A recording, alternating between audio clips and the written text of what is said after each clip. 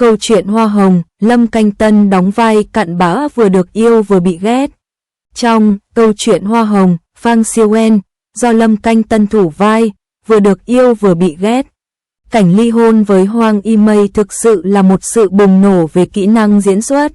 Mặc dù Phang Siêu-en đã ly hôn nhưng tình yêu của anh dành cho Rose vẫn sâu đậm như góa phù.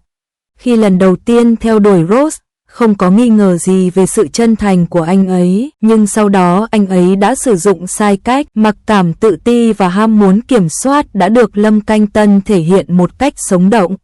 Gần đây, bộ phim truyền hình Câu chuyện Hoa Hồng đã trở thành một cơn sốt và vai Phang Siêu-en do Lâm Canh Tân thủ vai đã dẫn đến một cuộc thảo luận sôi nổi. Sức hấp dẫn của nhân vật này rất độc đáo và sâu sắc. Phang Siêu-en, chàng trai trẻ ngoan cường xuất thân bình thường này, gánh vác trách nhiệm với gia đình mình. Hành trình cảm xúc và những chuyển đổi tinh thần của anh bộc lộ một cách sinh động chân dung, cuộc sống chân thực của vô số con người. Cách diễn giải nhân vật của Lâm Canh Tân rất sâu sắc, cuộc đấu tranh lòng tự trọng tiềm ẩn, sự kiên trì truyền thống của nam giới và mong muốn bị thao túng khó bỏ qua. Sự phức tạp này khiến khán giả chao đảo trên thang đo cảm xúc, vừa phẫn nộ vừa thương hại. Tuy nhiên, chúng ta phải khen ngợi khả năng diễn xuất xuất sắc của anh ấy. Anh ấy đã khiến nhân vật Phang Siêu-en trở nên sống động và khó quên.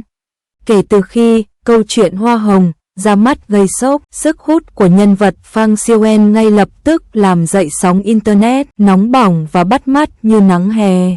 Khán giả có những ý kiến khác nhau về hình ảnh của anh, một số chỉ trích chủ nghĩa hiện thực của anh, một số cho rằng hành vi của anh là ích kỷ.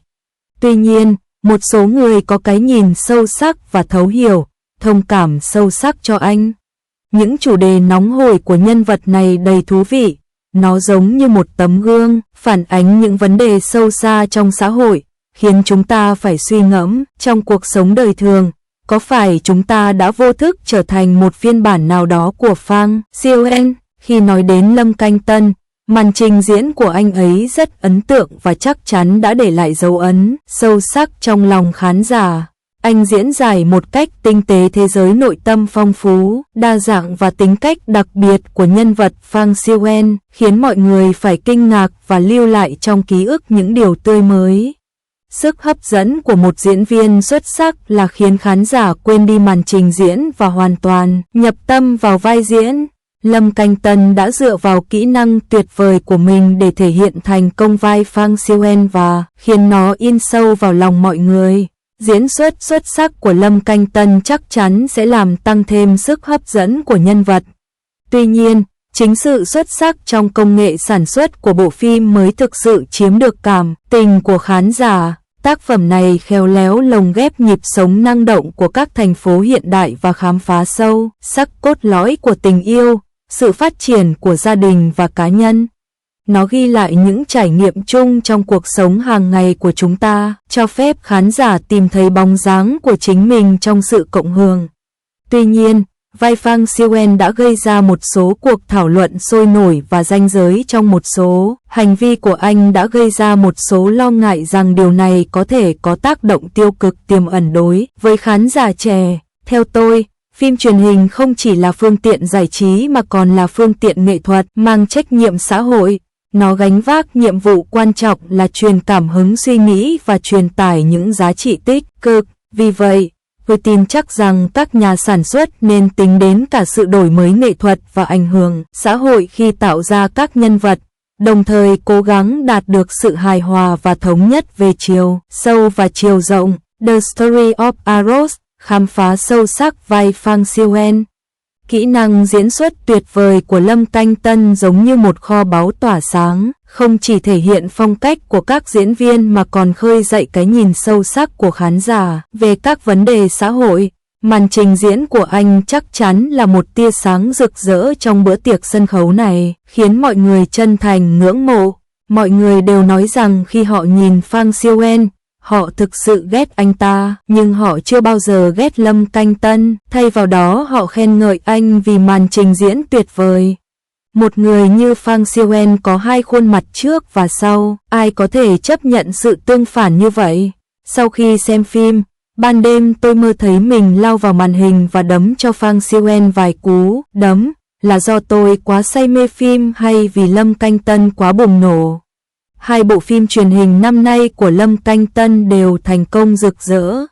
Nếu Du Hành cùng Phượng Hoàng chứng tỏ sức hấp dẫn trong vùng an toàn của anh, thì thiết kế nhân vật tệ hại trong Câu chuyện Hoa Hồng có thể nói đã mở rộng lựa chọn diễn xuất của anh. Lâm Canh Tân, người đã trở nên chuyên nghiệp hơn, có thể kiểm soát hoàn hảo dù đó là phim cổ trang hay phim thành thị, và anh ấy có thể giành chiến thắng một cách dễ dàng.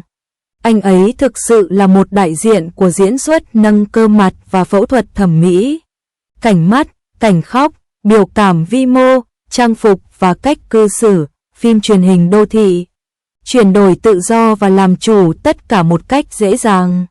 Anh ấy nói rằng nếu mọi người không thích Fang Siêu-en, điều đó có nghĩa là diễn xuất của anh ấy không hề lạc lối. Là một diễn viên, anh ấy có thể khiến nhân vật phản diện trở nên dễ thương hoặc đáng ghét vì tình yêu và sự đồng cảm của mình. Điều quan trọng nhất là thể hiện được thực tế của nhân vật phản diện.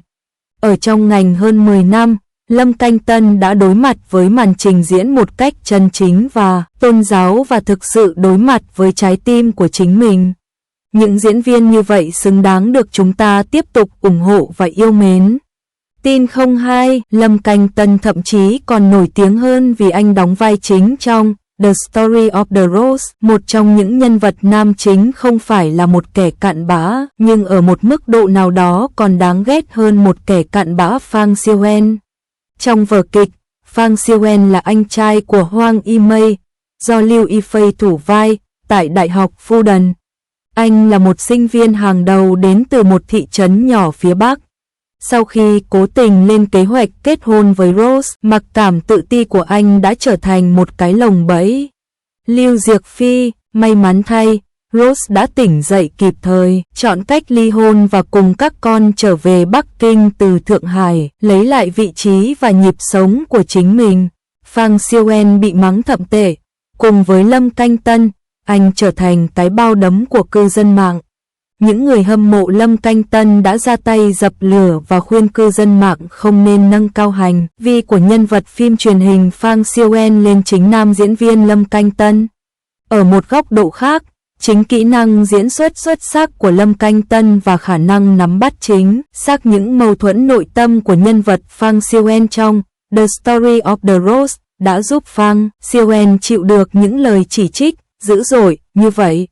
Một người bạn của Lâm Canh Tân đã gửi tin nhắn cho Lâm Canh Tân, nói rằng: "Anh ơi, anh diễn hay quá, tôi đã muốn đánh bạn rồi, tôi mắng cậu xong rồi." Khi lần đầu tiên tham gia Chuyện Hoa Hồng, nhà sản xuất đã do dự. Cô thậm chí còn rụt rè hỏi Lâm Canh Tân: "Tôi nghĩ ở đây có một vai diễn phù hợp với anh, nhưng tôi sợ anh sẽ mắng tôi nếu tôi làm vậy." Nói cho bạn nghe, sau khi Lâm Canh Tân đọc kịch bản, anh quyết định rằng mình có thể đảm nhận vai Fang Siêu-en trong Chuyện Hoa Hồng. Không phải vì anh ấy thích mà vì bản thân Lâm Canh Tân chưa bao giờ đóng vai tiêu cực và gây tranh cãi như vậy. Lý thuyết của riêng Lâm Canh Tân cũng rất buồn cười. "Tôi đã đóng rất nhiều nhân vật đáng yêu và được khán giả yêu thích rất nhiều. Tôi không tin rằng mình không thể chịu đựng được những lời mắng mỏ do nhân vật Fang Siêu-en gây ra." Trước đó, chồng cũ từng xuất hiện trong các bộ phim điện ảnh, truyền hình trong làng giải trí là Trần Quân Sinh do lôi ra âm thủ vai trong Nửa Đời Tôi. Thật trùng hợp, tác giả gốc của tiểu thuyết Nửa Đời Tôi và Chuyện Hoa Hồng đều là nữ nhà văn nổi tiếng người Hong Kong Isu.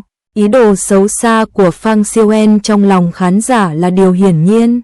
Rose không được phép ra ngoài làm việc, không được mặc váy dài, không được sơn móng tay. Cô lo lắng sẽ gặp những người đàn ông khác, sợ bị Rose bỏ rơi.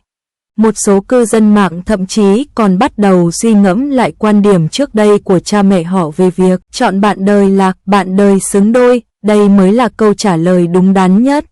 Có người kiếm được 1 triệu tệ cho bạn 100 tệ để tiêu, có người kiếm được 100 tệ lại tiêu hết cho bạn. Nhiều phụ nữ ở độ tuổi phù hợp trong giai đoạn hôn nhân và tình yêu sẽ chọn người kiếm được 100 tệ và dành tất cả cho bạn. Tuy nhiên, sau khi đọc câu chuyện Hoa Hồng, tôi tin rằng nhiều người sẽ chọn câu chuyện trước. Bởi vì nếu chọn cái kết sau, bạn có thể gặp được người chồng như Phương Hiêu Văn do Lâm Canh Tân thủ vai. Tất nhiên, Lâm Canh Tân khẳng định rằng trên Internet một người có thể đánh bại một đội quảng cáo. Những bình luận thú vị của anh ấy chống lại cư dân mạng đã xuất hiện trên Internet. Người ta nói anh là cơn ác mộng của 900 triệu cô gái và nói, Phang Siêu-en, chúng ta ly hôn đi. Anh ta vặn lại vậy thì trước tiên anh phải có Phang Siêu-en. Cư dân mạng thất vọng và thất bại.